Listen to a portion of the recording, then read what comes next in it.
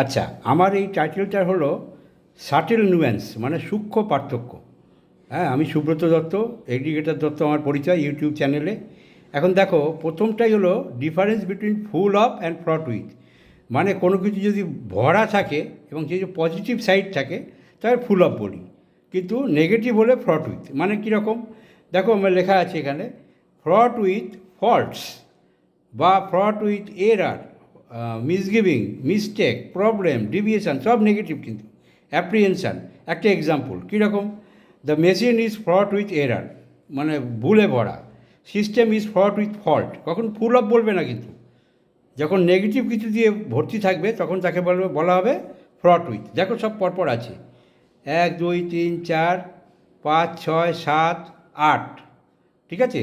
লাস্টেরটা দেখো, story is fraught with fear. Okay, clear?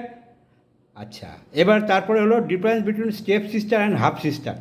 এটা অদ্ভুত, জানো তো। আমরা সৎ বোন বা সৎ ভাইকে আমরা কীরকম ভাবি, যে কোনো এক ভদ্রমহিলা হয়তো বিধবা হয়ে গেলেন, তার একটি মেয়ে আছে, সেই বিধবা যদি আবার বিয়ে করেন এবং সেই ইস্যুতে যদি আর একটা মেয়ে হয়, হ্যাঁ, সেকেন্ড হাজব্যান্ডের সঙ্গে যে ইস্যুটা হবে, সেই সিস্টার, সেই মেয়েটি এবং এই মেয়েটি, এই ভদ্রমহিলার মেয়ে, উইডোর মেয়ে, এই দুজন কিন্তু সবাই বলবে স্টেপ সিস্টার না, এরা হলো হাফ সিস্টার। কারণ তাদের যে কোনো একটা পেরেন্ট কমন।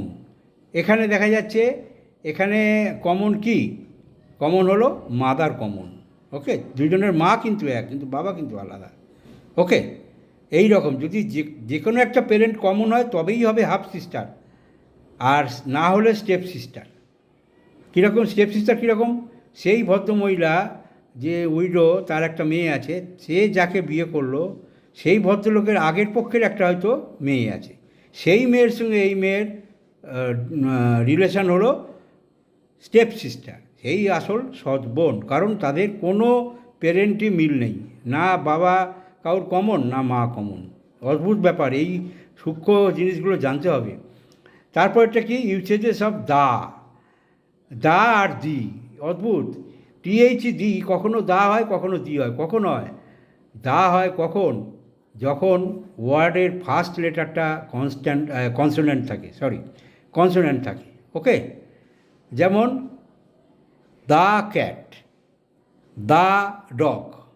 ওকে, কিন্তু যদি ওয়ার্ডের প্রথম লেটারটা ভাওয়েল থাকে তাহলে কিন্তু সেটা উচ্চারণ হবে দি। যেমন কীরকম হবে, দি হবে তোমার দি অ্যাপেল, ওকে, দি অরেঞ্জ, এরকম ব্যবহার হবে।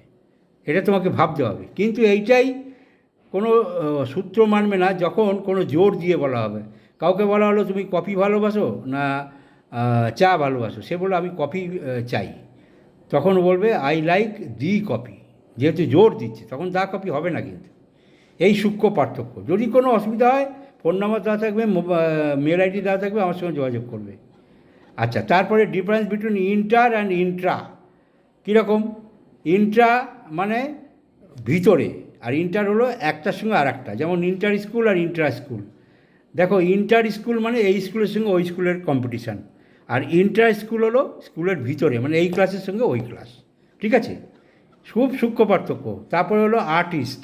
আর্টিস্ট অদ্ভুত, আর্টিস্ট যারা আঁকে বা স্কাল্পটার বা আর্কিটেক্ট, তাদের কিন্তু অ্যাকচুয়ালি ARTIST বলে, কিন্তু তার পাশে থাকবে কখন না, যখন কোনো নৃত্যশিল্পী বা ধরো কোনো ভায়োলিন বাজায় কেউ, সিতার বাজায়, নাটক করে, গান করে, যে কোনো বাজনা বাজায়, বা থিয়েটার, সিনেমা, ওকে, যাত্রা, এগুলো করে, তাদের লাস্টে থাকে।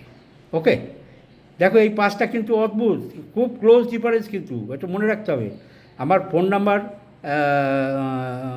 দেওয়া আছে, ফোন নাম্বারে একটা ভুল আছে দেখছি, 49739775 হবে, 8334973975। এটা একটু নোট করে নাও, আমি এটাকে কারেকশান করে নেব। আর চ্যানেলটাকে সাবস্ক্রাইব করবে, আমি তাহলে তোমাদের কাছে সহজেই পৌঁছে যাব। আচ্ছা, ফোন নাম্বারটা তোমরা একটু কারেকশান করে নাও।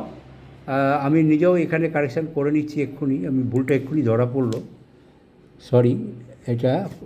এটা হবে অ্যাকচুয়ালি 833973975, 8334973975। ওকে, আমার সঙ্গে যোগাযোগ করো, সাবস্ক্রাইব করো এই চ্যানেলটাকে। ওকে, তাহলে আমি তোমাদের কাছে পৌঁছে যাব।